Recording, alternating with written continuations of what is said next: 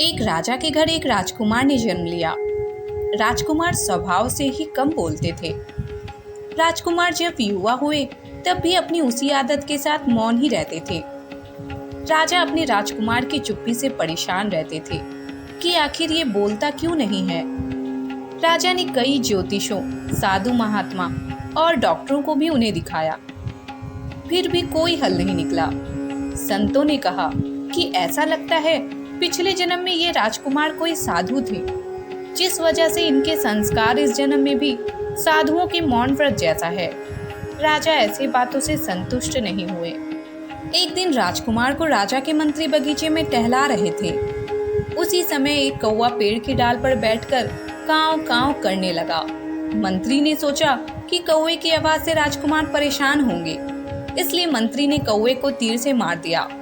तीर लगते ही कौवा जमीन पर गिर गया।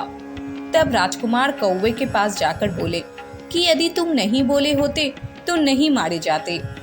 इतना सुनकर मंत्री बड़ा खुश हुआ कि राजकुमार आज बोले हैं और तुरंत ही राजा के पास ये खबर पहुंचा दी। राजा भी बहुत खुश हुए और मंत्री को खूब ढेर सारा उपहार दिया।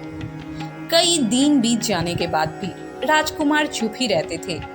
राजा को मंत्री की बात पे संदेह होने लगा और गुस्सा कर राजा ने मंत्री को फांसी पर लटकाने का हुक्म दे दिया। इतना सुनकर मंत्री दौड़ते हुए राजकुमार के पास आए और कहा कि उस दिन तो आप बोले थे, पर अब नहीं बोलते। मैं तो कुछ देर में राजा के हुक्म से फांसी पर लटका दिया जाऊंगा। मंत्री की बात को सुनकर राजकुमार बोले कि यदि तुम नहीं बोले होते तो आज तुम्हें भी फांसी का हुक्म नहीं होता। बोलना ही बंधन है। जब भी बोलो उचित और सत्य बोलो, अन्यथा मौन रहो।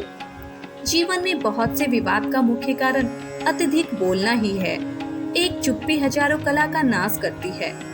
राजा छिपकर राजकुमार की ये बातें सुन रहे थे। उसे भी इस बात का ज्ञान हुआ और राजकुमार को पुत्र रूप में प्राप्त कर गर्व भी हुआ। उसने मंत्री को फांसी से मुक्त कर दिया। जय गुरुदेव।